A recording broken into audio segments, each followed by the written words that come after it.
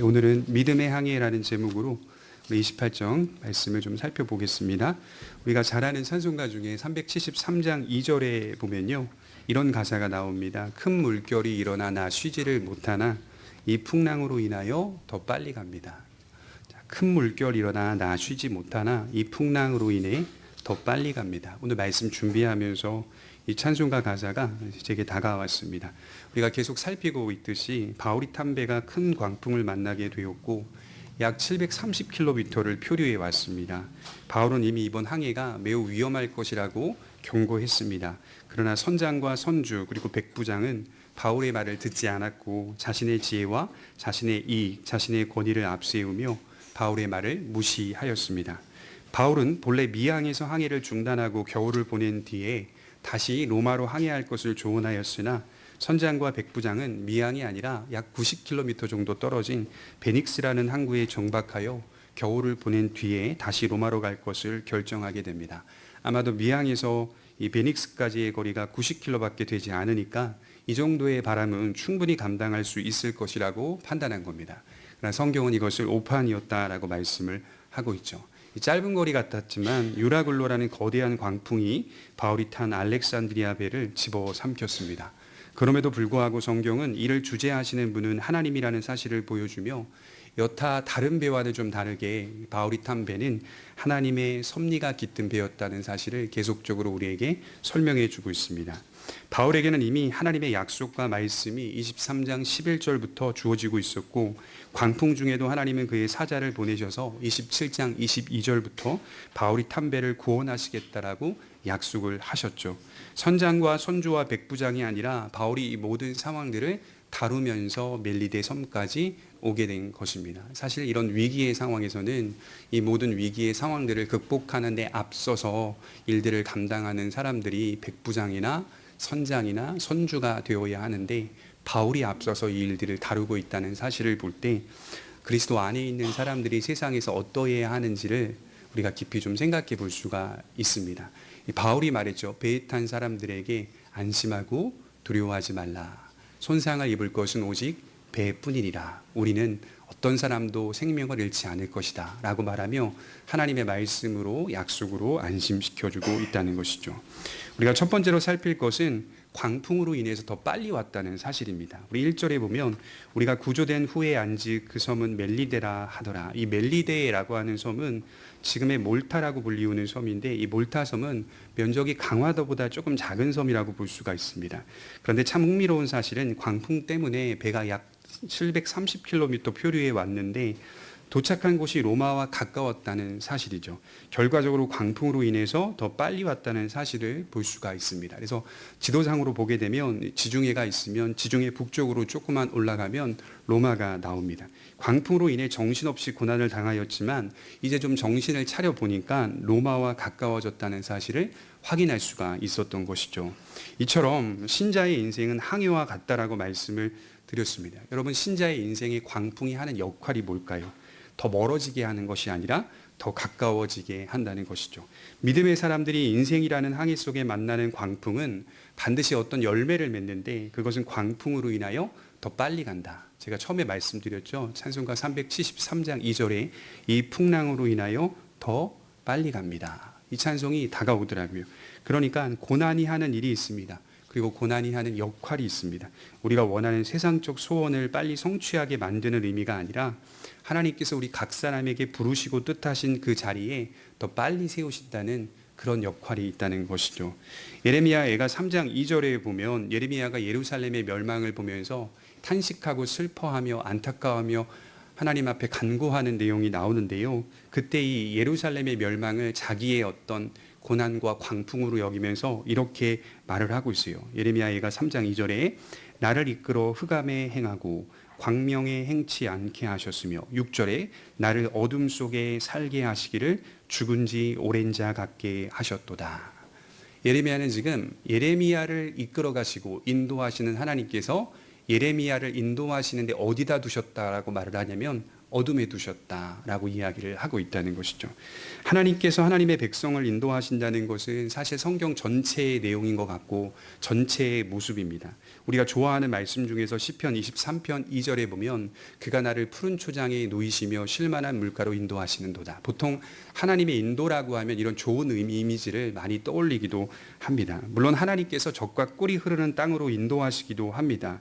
끝내는 결국 결과적으로 가장 좋은 땅으로 인도하시기 때문에 기독교는 낙관적일 수밖에 없습니다. 그러나 인생을 살아가는 과정을 들여다보면 성도를 흑암으로 인도하시기도 합니다. 광풍으로 인도하시기도 합니다. 신자가 흑암에 거하게 되면 어떤 일이 벌어지냐면, 여러분, 만약에 우리가 아무것도 안 보이는 어두운 곳에 가면 제일 먼저 하는 태도가 있습니다. 취하는 자세가 뭘까요? 더듬으면서 방향을 찾기 시작합니다.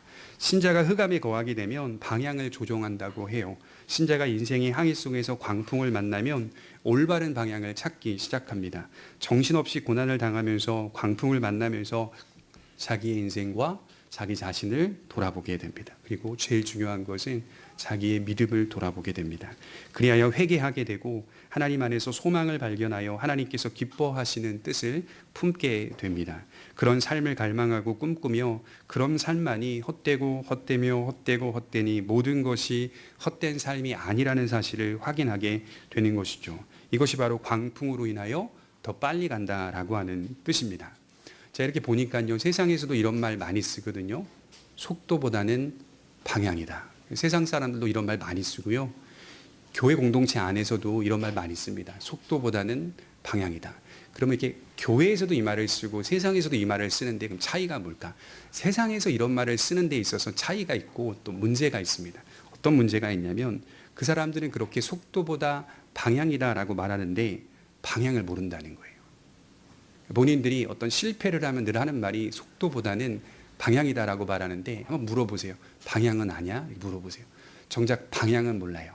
그냥 속도보다는 방향. 이것이 자기에게는 위로가 되고 위안이 되는 것이죠. 헬렌 켈러라고 하는 미국의 크리스찬 시인 작가인 사람은 이런 말을 했어요. 아무리 열심히 달려도 방향을 모르면 헛돌 뿐이다. 계속 열심히 달려도 방향을 모르면 헛돌 뿐이다. 자기 인생 속에서 그것을 깨달았다라고 하는 것이죠. 자, 기독교가 말하는 속도보다는 방향이라는 의미는 어떤 뜻이냐면요. 자, 방향을 잘 설정하되 속도는 천천히 가자. 이런 의미가 아니라 방향을 잘 설정하면 속도도 빨라진다는 뜻입니다. 기독교는 이걸 가르쳐요. 인생의 방향을 올바로 설정하면 동시에 속도도 빨라진다라고 하는 사실이 기독교의 가르침입니다. 돌아보니 성경에 기록된 믿음의 사람들은 모두 광풍을 만났습니다. 광풍을 통해서 그들은 하나님께서 뜻하신 그 자리에 더 빨리, 더 선명하게, 더 분명하게, 더 견고하게 나아갈 수가 있었습니다. 정도의 차이가 있겠으나 어떤 사람들이 만나는 광풍은 끝난 것처럼 보이는 광풍이 있습니다. 아, 이제 끝났다 싶을 정도의 광풍이 있어요. 그러나 하나님은 끝이 아니라 시작이라고 말씀하실 수 있습니다. 그 광풍은 인생의 시작이요 새롭게 도약하기 위한 믿음의 발판이 될 수 있습니다. 그러한 광풍이 없었다면 믿음의 눈을 올바로 뜨지 못했을 것입니다. 광풍은 사람의 의지를 꺾고 하나님의 약속과 말씀을 전적으로 바라보게 합니다. 광풍은 사람의 길이 아니라 하나님의 길로 나아가게 만들어줍니다. 광풍은 우리의 길을 막는 것 같지만 하나님의 길로 더 빠르게 들어가게 하는 매우 귀한 도구입니다. 여러분, 한 예로 다윗을 한번 생각해 봤어요. 사무엘을 통해서 기름 부음을 받은 다윗은 그 이후에 어떤 일이 펼쳐지냐면 사울을 피해 도망 다니기 시작합니다. 사울의 창끝은 항상 다윗을 향하고 있습니다. 인간적으로는 억울하고 고통스러운 광풍입니다. 그러나 그 시간 속에 하나님을 더 깊이 경험했고 중요한 게 뭘까요? 그 광풍을 겪고 있는 시간 가운데 백성들의 마음을 얻기 시작합니다. 이스라엘의 전무후무한 왕이 되었습니다. 이것이 광풍으로 인하여 빨리 간다는 뜻이죠. 요나는 어떨까요? 하나님의 말씀을 피해서 도망가다가 광풍을 만납니다. 죽을 위기 앞에서 하나님의 뜻을 인정할 수밖에 없었습니다. 그는 회개했고 오직 구원과 소망은 여호와께 있나이다 라고 고백합니다. 광풍은 그를 니느웨로 더 빨리 데려가는 도구가 되었습니다. 여러분, 엘리야는 어떨까요? 갈멜산에서 큰 승리를 거둔 엘리야는 이세벨의 위협이라는 광풍 앞에 도망치기 시작합니다. 그리고 로뎀나무 아래에서 절망하고 신음하며 죽고 싶어 합니다. 내가 살아서 뭐하나 절망하기 시작하죠. 그러나 하나님은 엘리야의 절망의 광풍을 임재의 광풍으로 바꾸어 주셨습니다. 지금 바울만 보더라도 그런 것 같아요. 그는 사도행전 9장에서 혈기왕성하여 그리스도인들을 결박하기 위해 다마스커스로 향하고 있었어요. 바로 그때 부활하신 우리 주님이 바울을 찾아오셔서 만나시죠. 바울은 해보다 더 큰 밝은 빛 앞에서 눈이 보이지 않고 거기 보면 식음을 전폐했다. 아무것도 먹지 못하고 아무것도 마시지 못했다.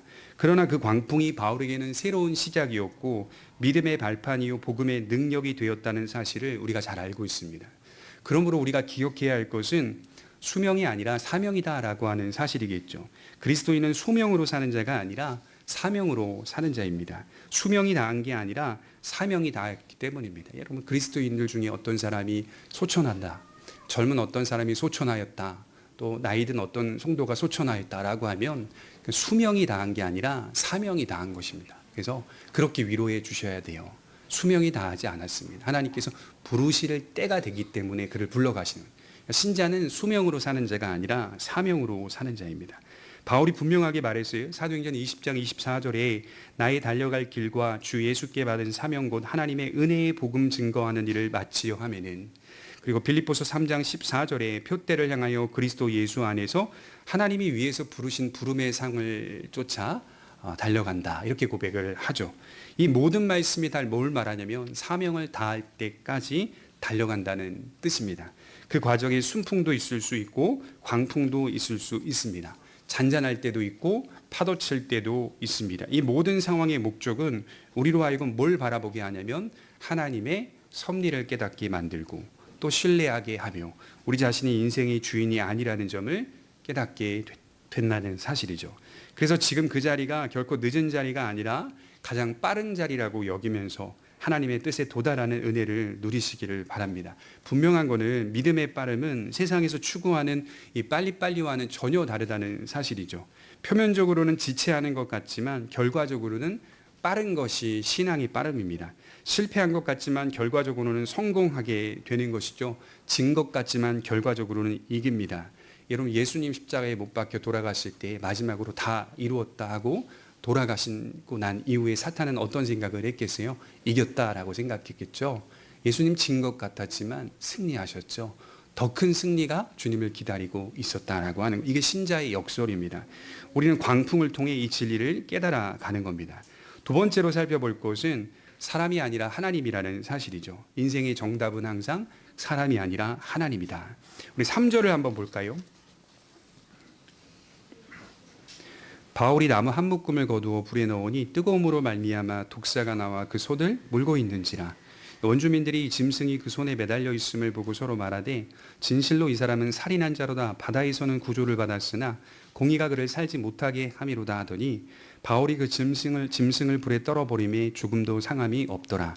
그들은 그가 붙든지 혹은 갑자기 쓰러져 죽을 줄로 기다렸다가 오래 기다려도 그에게 아무 이상이 없음을 보고 돌이켜 생각하여 말하되 그를 신이라 하더라. 다행히 멜리데 섬에 살고 있었던 사람들이 있었습니다.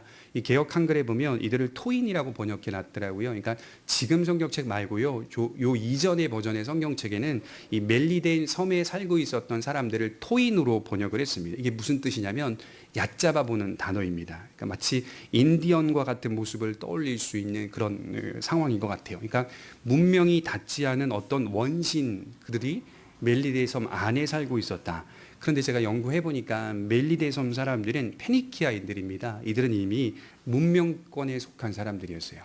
교육을 받은 사람들이고 무역을 통하여서 상업이 활발하게 움직여진, 여러 인간이 살아가는 데 있어서 필요한 인프라가 이미 그 섬 안에 잘 구축되어 있는, 실제로 이제 알파벳의 기원을 연구해 보면 페니키아인으로부터 시작한다, 이런 이야기도 있거든요. 그러니까 이들은 이미 문명권에 속한 페니키아인들이었습니다. 문자가 있었고 문화를 형성하고 있었고 무역을 통하여 상업이 발달해 있었습니다. 그러니까 우리가 생각하는 그런 이미지와는 다릅니다. 다른 버전에 보니까 추장, 보블리어를 추장으로 번역해 놨더라고요. 추장, 보블리어가 살고 있었다. 이것도 굉장히 얕잡아 보는 그런 정말 이미지인 것 같아요. 감사하게도 이 원주민들이 영접하고 배려해 주어서 몸을 회복할 수가 있었습니다. 이때가 겨울이고 배가 난파하여 물에 빠졌으니까 아마 모두가 추웠을 겁니다. 이렇게 하지 않으면 저체온증으로 사망자가 발생했을 수도 있습니다.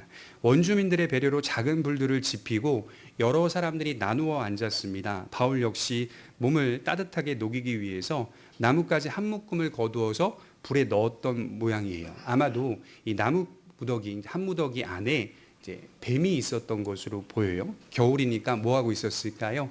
잠자고 있었겠죠. 동면하던 뱀이 이 나뭇가지 한 묶음 안에 들어가 있었던 것 같아요. 뱀을 이제 그 나뭇가지 한 묶음을 불에 던지자 동면하던 뱀이 뜨거우니까 튀어나와가지고 바울을 물어버린 겁니다. 그것도 물고 떨어진 게 아니라 맥락을 보면 계속 물고 있는 상태처럼 기록하고 있습니다. 모두가 다 볼 수 있는 상황입니다. 다 놀랐죠. 근데 본문에서 흥미로운 건 뭐냐면 바울이 뱀에게 물리자, 독사에게 물렸다고 하는데요. 뱀에게 물리자 원주민들의 첫 번째 반응이 흥미롭습니다. 4절에 보면 진실로 이 사람은 살인한 자로다. 살인자라는 뜻이죠. 멜리데 사람들의 신앙관을 볼 수 있는 대목인데 그들은 바울이 독사에 물린 것을 보면서 공의의 심판을 받은 것으로 묘사하고 있습니다.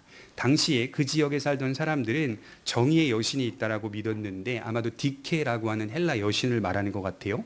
그 여신이 반드시 추적하여 죗값을 치르게 하였다라고 생각을 했던 모양입니다. 그래서 말하기를 4절을 보면 바다에서는 구조되었으나 공의가 그를 살지 못하게 함이로다. 추적해 왔다는 뜻이거든요. 그리고 그는 심판을 받았다. 죗값을 치루었다. 이렇게 말하고 있어요. 그래서 바울은 여기서 살인자라고 불리고 있습니다. 바울은 그런 반응 앞에 어떻게 대처했을까요? 기록에 나오진 않지만 초연하게 대응하지 않았나. 물려있는 뱀을 그냥 떨어버립니다. 툭툭 쳐가지고 불 속으로 다시 집어넣어 버립니다. 아마 바울의 마음에 이런 마음도 있었을 수도 있을 거예요. 맞아요. 나 살인자 맞아요. 나 스데반도 죽였고 다른 사람도 죽였어요. 정말 수많은 그리스도인들을 죽일 때 찬성표를 던진 사람이 바로 나입니다. 그래서 이런 반응을 대수롭지 않게 여겼을 수도 있습니다. 독사에 물린 바울이 이제 죽겠지 하고 사람들이 바라보면서 기다리고 있을 때 전혀 이상이 없는 거예요. 갑자기 쓰러져 죽을 줄 알았는데 오래 기다려봐도 아무 이상이 없습니다. 그러자 두 번째 반응이 바로 이어서 나오는데 6절에 보시면 6절 하반절에 그를 신이라 하더라. 방금 뭐라고 말했죠? 살인자라고 했죠. 그리고 6절에는 신이라고 합니다. 헬라어 표현을 보면 데우스라고 되어 있는데 그를 하나님이라 하더라. 이렇게 또 반응하고 있죠. 극과 극입니다. 전과 후가 너무 다른 평가예요. 바울은 살인자에서 데우스, 하나님으로 평가받고 있습니다. 아마도 헬라의 여러 신들 가운데 하나의 신을 말하고 있는 것일 겁니다. 그래서 제가 이렇게 말씀을 보니까 사람의 마음은 항상 변하는 경향성이 있다는 것을 확인하게 되는 것이죠. 여러분 우리 한자에 보면 인심조석변이라는 한자 성어가 있는데요. 인심조석변, 인간의 마음은 조석, 아침과 저녁이 다르다. 그렇게 많이 하루에도 많이 요동하고 변한다. 이렇게 표현을 하고 있습니다. 더 제가 보니까 웃긴 게 뭐냐면 이 마음의 변동보다 더 심한 건 이게 극과 극으로 널뛰기 하는 마음입니다. 조금만 달라지는 게 아니라 막 널뛰기를 하는 거예요. 인간의 마음 상태가. 오늘은 살인자가 내일은 하나님이 될 수 있습니까? 이거 너무 큰 평가잖아요. 너무 다른 차이잖아요. 오늘 나쁜 사람이 내일 가장 존경받는 사람이 될 수 있다는 것이죠. 사람의 마음은 이처럼 늘 변합니다.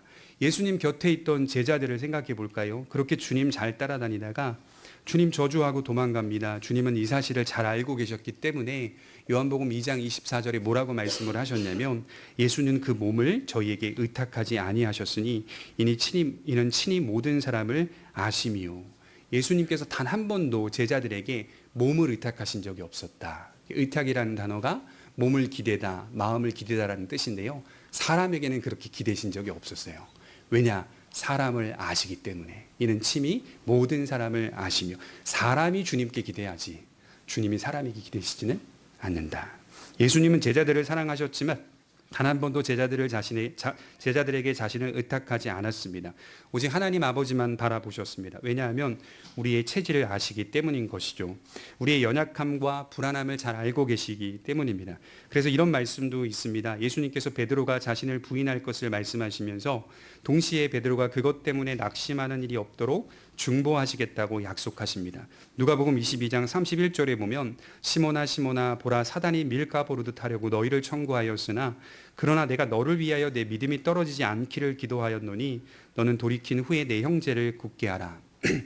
어느 정도까지 예수님이 베드로를 향하여 기도하고 걱정하셨냐면 이미 그가 자신을 부인할 것을 아시고 난 이후에 그를 어떻게 세울지까지도 주님이 해결하시기 위해서 중보하고 있는 모습을 볼 수가 있습니다. 내 믿음이 떨어지지 않기를 기도하였노니 너는 돌이킨 후에 내 형제를 굳게 하라.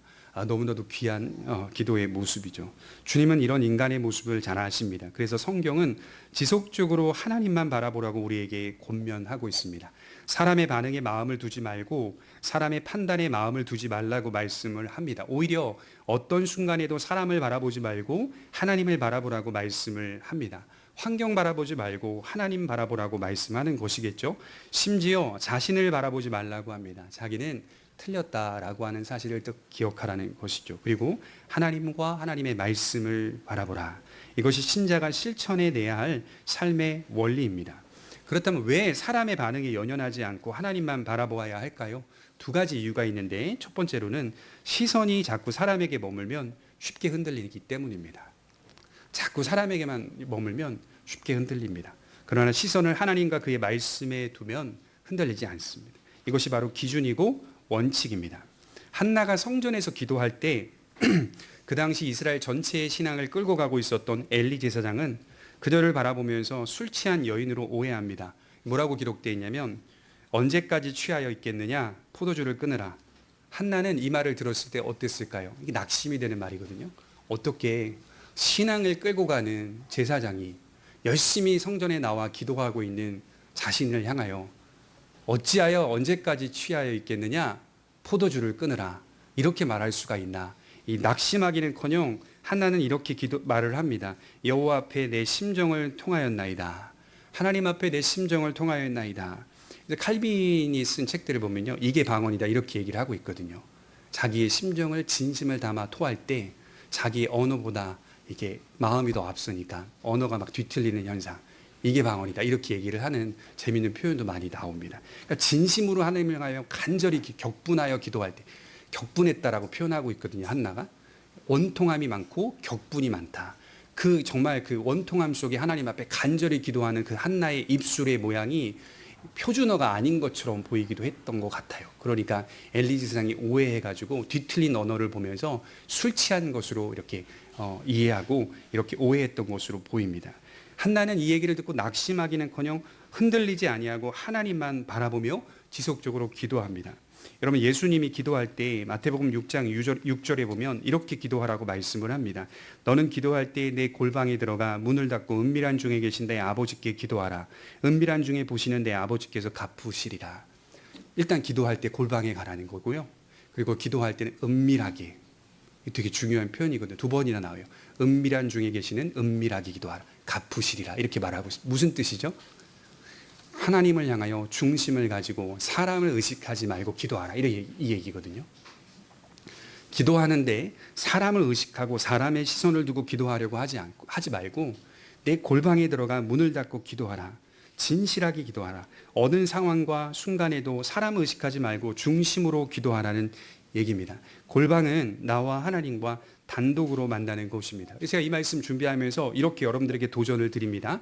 여러분들의 모든 삶의 자리를 골방으로 만들 수 있는 사람, 우리의 모든 삶의 자리를 골방으로 만드시기 바랍니다.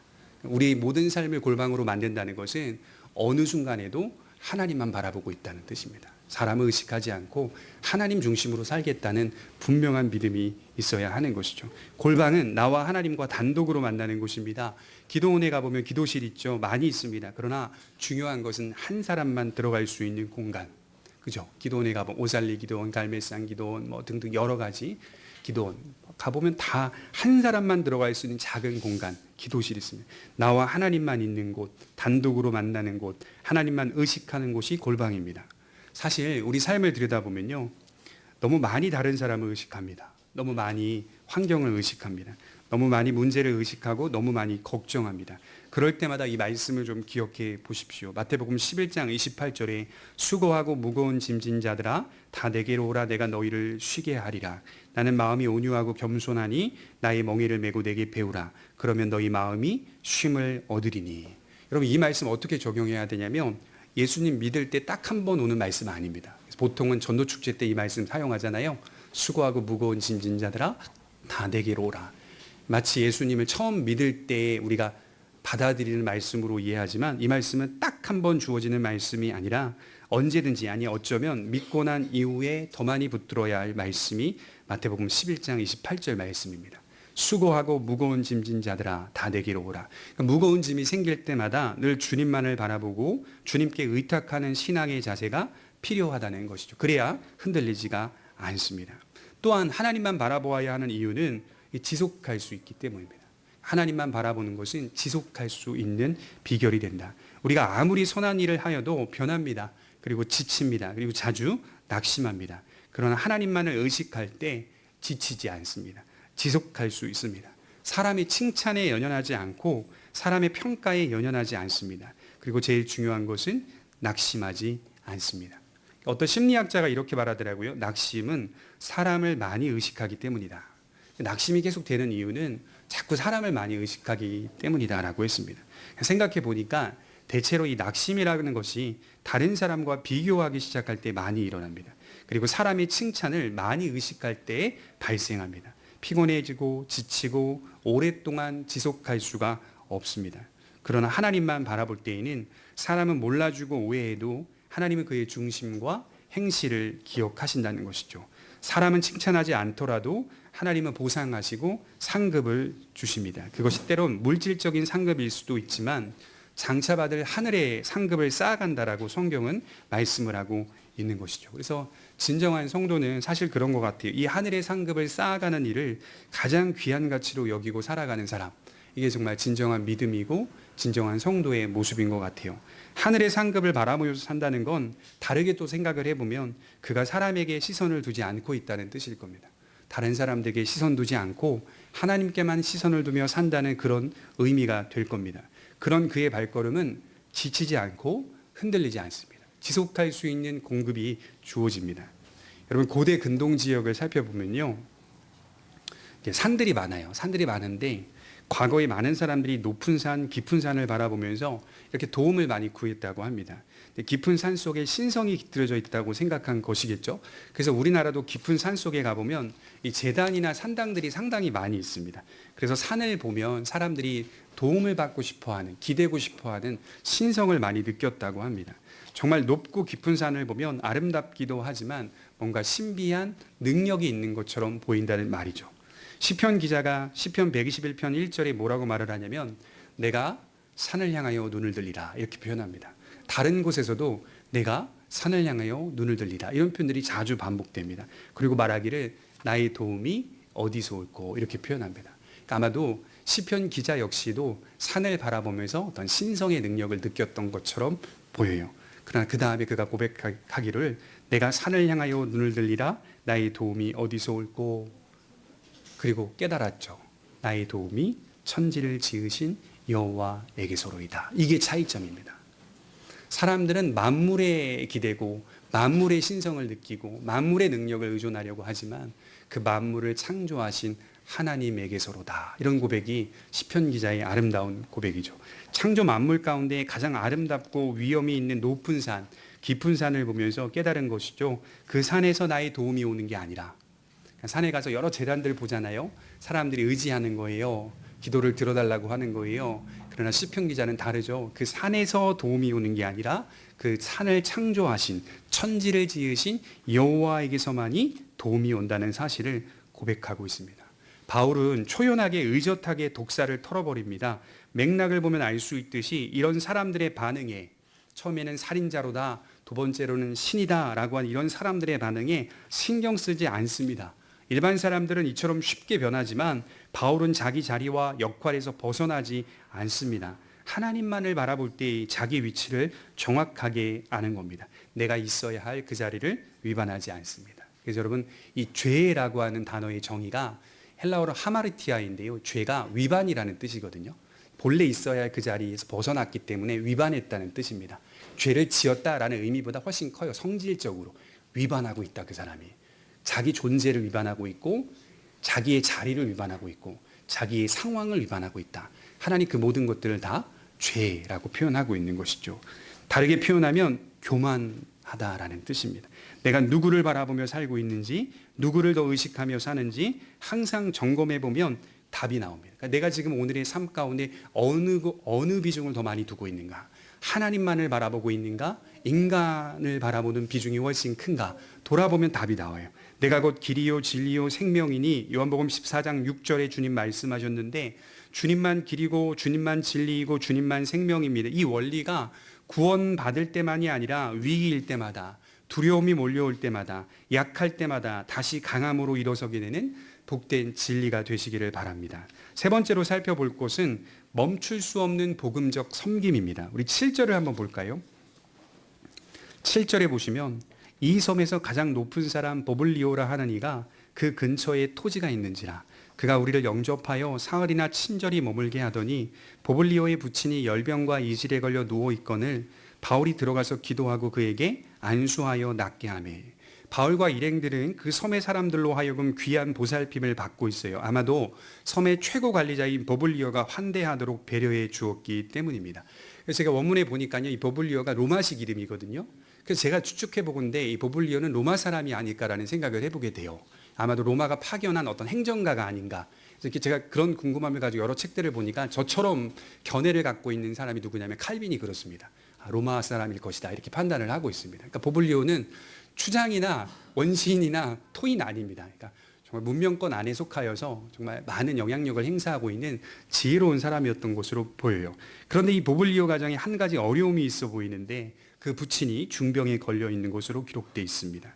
학자들은 최근에 이것이 염소의 젖을 통해서 일어난 감염병이라고 판단을 해요.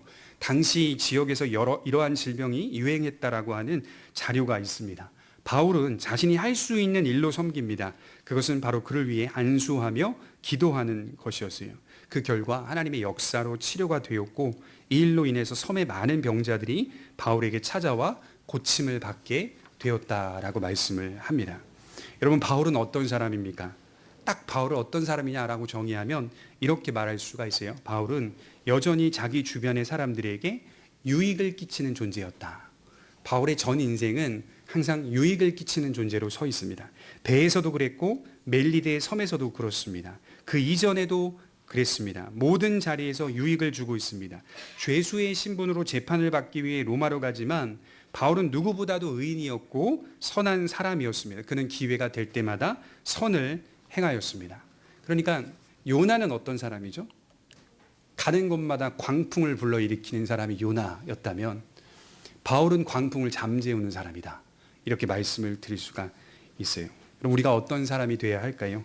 칼빈이 뭐라고 말했냐면 신자들 중에서도 가는 곳마다 광풍을 불러일으키는 신자 있다. 이렇게 말을 했습니다. 광풍을 잠재워야 되는데 그가 어디 들어가기만 하면 광풍이 일어나요. 자꾸 문제가 발생하고 자꾸 다툼이 오해가 생기고 뭔가 문제가 있는 거 아니겠어요?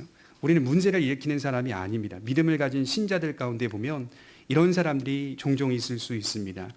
그런 사람들은 말도 조심해야 되고 행동도 조심해야 됩니다. 자신이 그런 사람이라는 것을 인정하고 하나님의 은혜를 구하고 변화되어야 하는 것이죠. 하나님은 우리를 부르시는데 그 목적이 뭐냐면 만물을 회복하고 치료하는 일로 부르시는 겁니다.